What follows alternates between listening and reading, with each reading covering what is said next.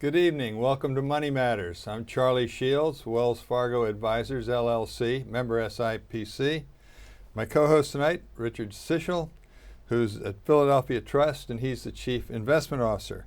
And our special guest tonight, Valentin Radu, the conductor of Vox Amadeus. We're going to learn something about music and something about business. It's going to be a fun show. So welcome to the show. Okay, Richard, let's talk a little bit about what's going on in the markets and the world and all the turmoil that's going on. And we want to remind our viewers and listeners not to time any decisions based on this show. Right. It's taped. Mm-hmm. We're not lawyers. We're not accountants. We're just guys trying to help people make some money, but they should check with their own financial advisor, okay? Having said all of that, let's talk about oil. Oil's been all over the place. It was up above 100. It was down below 30. Where do you think oil's going, and what's that going to mean for the world economies? Good question. When oil was $140 a barrel, not that long ago, there were experts predicting 200. Nobody would have thought oil would go down to 20-something. It has come back up. We won't say exactly where, but it has come back up. And it's difficult to say, is 60 a good number? Is $70 a good number? Again, it's nice to pay so little at the gas pump, but if we paid some more, it would be okay too. And one of the things that, and apparently every penny that gas moves is $1 billion being moved one way or another into the consumer or away. But the consumer hasn't really taken that money and spent it. So the typical person who filled up their car for $75 is now doing it for $30. There's money left over, and maybe they're saving it. They're doing whatever they can do. They're being cautious, and that's okay. And nowadays, too, jobs are affected more when oil goes down because we are a major producer. And if you had asked me this question not that many years ago, it would have been more good than not. So we don't want it at $100 a barrel, but there are jobs in certain parts of the country that are being affected by it. Well, that's a question I get frequently from friends and from investors, clients, that theoretically 80% of the economy is supposed to benefit if oil prices are down low. Right. And then they ask me, why are airline stocks going down? It should be good for them. Where is the 80% of the stocks that are going way up because oil prices are low? What do you think about that? It would be nice if 80% of the stocks were going up, but the year was off to a bad start. It improved. Some of it based on oil. And part of the market, obviously, is the oil-based companies and the not just the producers, but the distributors, et cetera, drillers. So that affects the market. And again, there is this dividend, so to speak, where consumers have more money left over in their pocket, and they're not really out there spending, and consumers are 2/3 or so of the economy. So again, if oil would settle in at 50 or 60, something like that, obviously, it's very unpredictable, and when there are people such as Putin and others in the Middle East that have a lot to do with it, it makes it even more unpredictable. Sure. Speaking of geopolitics, a lot of people also ask me, why do we have such weak candidates for president, and yet the market doesn't seem to care? Have you got any theories on that? I guess I won't get political, and we did before the show, and we all agreed somehow. I couldn't believe that. I think the candidates, let's say, are making people nervous, maybe more than usual. And I know every 4 years you'll hear, well, I don't know, the lesser of two evils, is this the best we can do? And this time around, it seems as though we're hearing more of that than we ever heard. Yeah. It's not affecting the market, and the market really works on earnings, and corporate earnings are pretty good. And I think the thought also is that if somebody gets elected that you're not comfortable with, Congress will offset anything that's too out of the mainstream. So again, you get back to corporate earnings and valuations on stocks. A good answer. And I also think that there's a lot of posturing that goes on to try to get your base energized on one side or the other. And then when someone's going to get elected, maybe they get more realistic, but they have to get people excited on whichever party they represent. Right. And they're saying some things that maybe they don't intend to. Yeah, Republicans will tend to be to the right a little more than they want to be. Democrats to the left a little more to sort of energize the base, get more votes, and then typically things go toward the center, and that's a positive thing. Okay. Let's focus on Europe for a second. They are following Japan's lead from a while back, going to zero interest rate policies and trying to jumpstart their economy. Do you think that overseas markets are now where the U.S. was in 2009, where money was being flooded in and there was an enormous rise in markets? Should people be thinking about putting some of their money overseas right now? Well, money is still being flooded in here with interest rates still near zero, so at some point it loses the effect.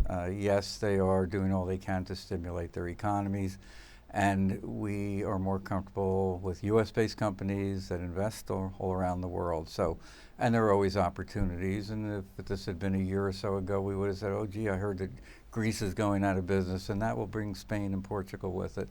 Yeah. And we haven't heard that lately. That's not to say that everything is right there, sure, or that they're paying their taxes or being totally working as hard as we might think they should. However, Europe has settled down, and again, everything, whatever we always tell our clients, watch out for the extremes. Stay away from the too happy, the too unhappy. Keep your eye on long term. Keep your asset allocation, and if something goes way up while something else is going down, if that one that's down is good for the long run, rebalance, take some money out of the one that's gone up. And if you can, do it in a tax-deferred account so you're watching your taxes. Right. Sound like good advice? That is very good advice. And even taxes, get the other thing, my other words of wisdom are that if you're going to pay tax, capital gains is the tax to pay. It's a lower rate than income, and you didn't work all week to get a lot less than you thought you were getting. You were smart, you were lucky, all kinds of things, and you made money, and there's nothing wrong with paying some tax on that, and then finding another good company. Okay, now another issue I want to discuss is U.S. small companies. The world has been nervous. They've pushed the price-to-earnings ratios on the Procter & Gamble's and the Colgate's up above 20 times earnings, which is a little high historically. And do you think it's a good time to be looking at some small companies who don't have to worry about what the dollar is doing because they do their business internally in the U.S.? Mm-hmm. Yeah, we're a lot more comfortable with large cap and mid cap, which is what we do. We don't do small cap. There are times a small cap stock will make you wealthy. The risk is very, very high, and they really can't take, let's say, changes if there are dramatic changes in the economy and interest rates and things like that. Or changes in demand. So we're a lot more comfortable with the mid-size and large, and we'll let the small ones get bigger, and then we'll get them. All right, fair enough. Let's talk about the banks for a second. The interest rates were supposed to go up, and the banks were moving up in value, and interest rates didn't go up as much as forecast, at least as of now. So do you think the banks are still a bargain? Are you guys weighted equally with banks, or underweighted or overweighted? What are you doing there? Yeah, we have about a market weighting, and it hasn't helped us the past couple of months because when the Fed did raise rates by that tiny little amount, it didn't really have much of an effect, and interest rates really in some cases moved lower. So yeah, the banks need that higher rate. They need the spread on how they deposit to what they lend out, and that hasn't happened. So banks, again, good quality banks, long-term are great. And the other thing that has affected them has been the banks that are heavily into lending to oil, to energy companies. Sure, fair enough. Okay, well, let's try to help one of our viewers. Janet Young of Pottstown says, do you think this is a good time to buy railroad companies, for they seem to be out of favor at this time? Good question, and railroad companies were down about 30% last year, and they were about the worst industry that there is. And this is based on less demand, commodity. They move commodities, they move oil, they move coal, things like that, and the price for those commodities went down, so there's less demand. On the other hand, they also get benefit from lower energy prices, but they really got hit. And yeah, I think Union Pacific, CSX, Norfolk Southern, they're good companies. They all pay 3% dividends or so, which is very good. So long term, I think it's a good opportunity. It's a good question, good timing for that question. So sometimes the bad news is completely built into a stock, and that's what they call a value investor or a value manager is someone that goes after stocks that are way out of favor and figures, okay, if all the bad news is built in, I think I'll go buy it now. That's the kind of philosophy that Warren Buffett has, correct? Yes, and if you do it with quality companies, it will work because maybe all of the bad news isn't built in, and if it's a small company sort of on the edge, they might not get through one more piece of bad news where the larger, well-capitalized companies will get through it. And yes, it's a good opportunity.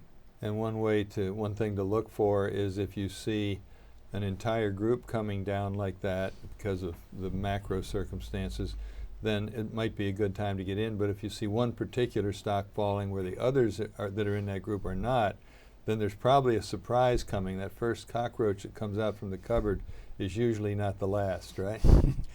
Yeah, there could be a reason that is specific to that company, but as what you're alluding to is that there may be some other things going on affecting the industry, and yeah, another time for a little bit of caution, do some more research, check with some experts, and see what you can do. Great. Okay, well, we're glad that we can help Janet Young. If you all have a question, you want to send it in, the viewers and listeners, we're going to tell you how to do that right now. You can have your questions answered on Money Matters. Please go to our website, money-matterstv.com. On our homepage, click on the banner on the right that says, Send us your questions.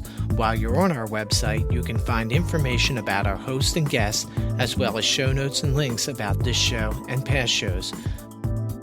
Money Matters is also available as a podcast on iTunes and Stitcher, so you can listen to Money Matters while you're on the go. That website address, again, is money, M-O-N-E-Y, -matters, M-A-T-T-E-R-S, TV.com.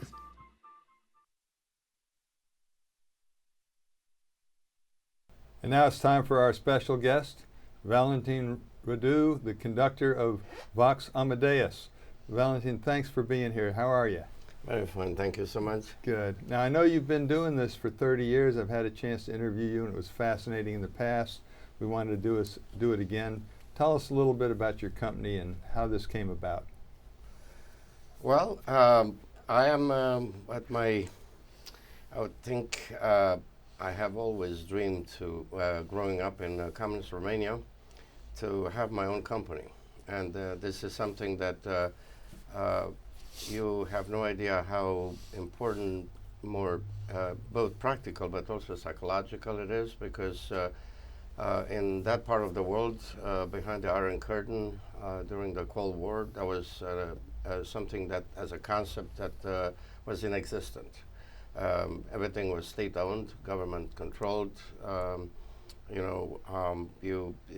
The concept of having your own company was just not existing. It was actually a dream that, in fact, many of my colleagues and friends growing up said, "What do you think, you're in America?" I mean, that kind of Sure. And so here I am in America, actually, and I came here a long time ago, back in 1978, and I went actually back. I first landed in New York at a probably the most famous music school in the world, Juilliard School in New York, in Lincoln Center, where I pursued my master's and also my PhD, which is actually called DMA, Doctor of Musical Arts. And I also formed an orchestra there called the Juilliard Bach Players, and the concerts here is in Lincoln Center. And so actually that particular orchestra was the second one, because as much as I introduced by saying that a private company was not something that you could do in Romania, sort of I did a mishmash, a combination. I formed a chamber orchestra called the Juvenes Musici, which is a Latin denomination for young musicians. And they were colleagues of mine from the Academy of Music in Bucharest, where I was a student, and they were colleagues of mine. But we couldn't have it as an independent company. Sure. So we had to put it under what is called the auspices of the Bucharest Philharmonic Hall, where I actually grew up as a child prodigy, if you will. I made my debut there when I was very young, 6 years old, and I was a pianist, and I was to be nicknamed called Little Mozart, and That's an so, honor. Yes, it is Right. an honor, and I also, because of that, I was always for a long time worried that I'm going to also die at age 35, which was what Mozart did, unfortunately. But I passed that, and back to here is that after I finished Juilliard, while I was at Juilliard, I did this orchestra. Julia Bach plays with many concerts in Lincoln Center, which is obviously a hugely famous place in the world and in New York. And after which I went for a little bit after graduating with a DMA to Europe. And then I came here to Philadelphia. And I started this group, which is called Vox Amadeus. And first it was called Vox Renaissance Concert, made of singers in Renaissance costumes with some instruments, because my passion has always been music, but also has been history. So I combine historical costumes, historical interpretation of music, and historical instruments and so forth with the live performances. The other thing that I have always loved is teaching. I've been among other things, for the past 20 years teaching at a very small but very excellent private school, Devon Preparatory School. Sure.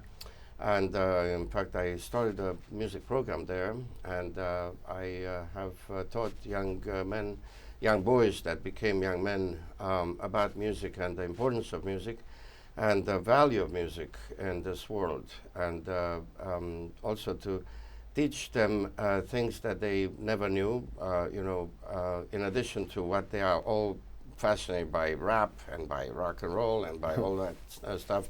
Well, all of that came originally from other forms, mostly, and that's why it's called classical music. And that's why this classical music is going to stay for a long time. Hopefully rap will not. That's my wish. Anyway, so this group I formed, and we are now towards the end of our 29th season. Next year is our 30th anniversary season. And it is something that I'm very proud of. And it consists of 3 groups, a Renaissance concert called Vox Renaissance Concert. Then I added in 1991 on the bicentennial of the death of Mozart, which is one of my idols, a larger group and a chorus, and it was called the Amadeus Ensemble, from the first name of Mozart, Wolfgang Amadeus, and which means love of God, Amadeus. And then a few years later, in 2006, I added a 3rd group, which is called Camerata Amadeus, which is a chamber orchestra with Baroque period instruments. This is, to me, I'm very proud of it. And I'm very proud of it because it is, first of all, still going, and it's still going very strongly. And also because I'm in a sort of a triple business, and I don't say which is first, but they are kind of equal in my mind. One is to promote the classical music in Philadelphia, also in the world, because we have many CD recordings that are spread all over the world. We, in fact, are the most recorded group in Philadelphia. We have about 33 different albums that are played on radio stations and TV stations and in this country and elsewhere.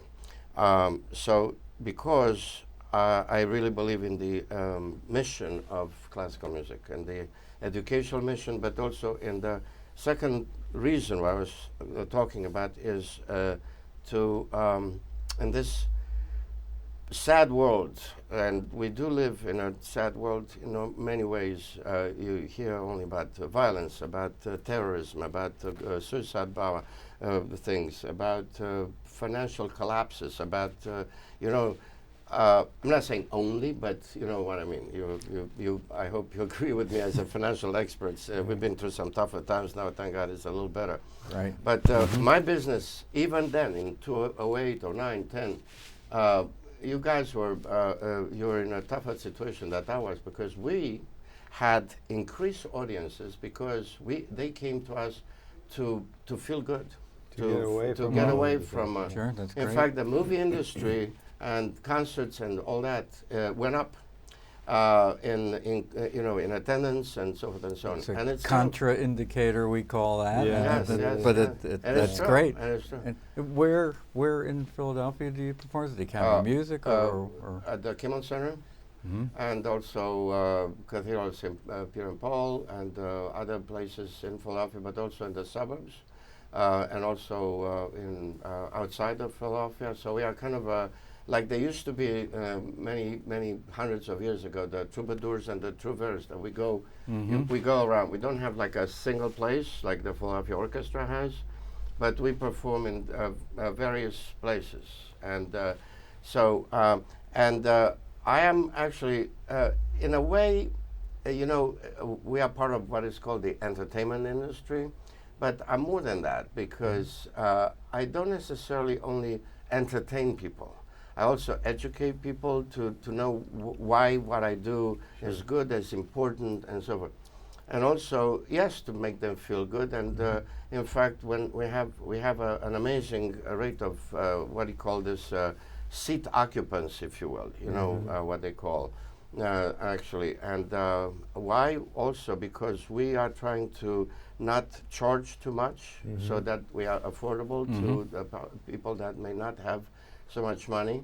By comparison to prices at the opera or the Academy or whatever, our prices are way lower for an amazing quality show. Right. We employ also, and the third thing is that why I'm personally very happy is that I'm also employing professional musicians, both instrumentalists and singers and all that and so forth, giving them jobs. And now, as I said, when times were tough, 5, 6, 7, 8 years ago, and we were going strong, and they really loved us because we were like going, and Right. the paychecks are coming, and so forth and so on. So I'm part of the, I hate to say this local economy, but it is. Sure. Well, help our viewers and listeners picture the groups. You mentioned 3 groups. How many people are in each group, and do you wear period costumes to get into the spirit? Well, the Renaissance group, the singers, are about 14 to 16 top-of-the-line professional singers, with a small group of about 7, 8 instrumentalists. And that's the smallest of the groups. Then the next one is the Camerata Amadeus, which is that has no singers but has only instruments, and that could vary from 14, 16 to 25, depending on what we perform. We go up and down depending on the repertoire. Okay. Then they are simply it's an orchestra of Baroque orchestra, and also we do Mozart and so on and so on. And the largest of the group is called the Amadeus Ensemble, and they have a chorus of about 40 to 45, sometimes even 50. Wow. And then an orchestra that ranges from 25 to 40 instruments. And in addition to that, we also do once a year, we get what is called out of the box of the Renaissance, Baroque, and Classical, and we do American music. Gershwin, Duke Ellington, Scott Joplin, we do John Williams, and so forth. And that also attracts a lot of young people to our audiences, because it's kind of like closer to their kind of music, if you will. And when they hear John Williams and they say, hey, I know that from a movie, and I know this from that. Yes, exactly. And that way you put 2 and 2 together sometimes. Yes, exactly. Speaking of myself. Yes, no, absolutely. And we also invite a very famous British pianist from Great Britain, from London, Peter Donahoe, that comes every year, and that's at the Kimmel Center, usually in January, and it's always sold out. So it's on the 13th of January next season, by the way. So for viewers and listeners that are hearing about this and getting interested, how can they keep track of where they can go to see these performances? Well, we have a website, which is voxamadeus.org, VOXAMADEUS. www.conductor.org. And so that's, we're also on Facebook. We're also on, phone number is 610-688-2800. We also, we are basically around in newspapers and on radio. We advertise on some local radio stations and so forth and so on. And what I was going to say, the fact that one difference between doing a group here and doing a group in Romania. First of all, in Romania, you couldn't have a personal company, as I said. That I call it my company, all right? Sure. But I organized this group that I told you. I was under the auspices of the Bucharest Philharmonic. In communist countries, particularly I speak for myself in Romania, you could do practically anything you wanted as long as it was not sacred music, because God was very unpopular with the Ceausescu and all those commies. But funding was never a problem. Here, you can do anything you want as long as you can pay for it. Yeah. And so a third of the time I fundraise, a third of the time I rehearse, and a third of the time I perform. And in between, very small amount of sleep and a little bit of lunches and dinners. I think in the couple of minutes that we have remaining, people would be interested in like the morale and the performance level over in your homeland versus here.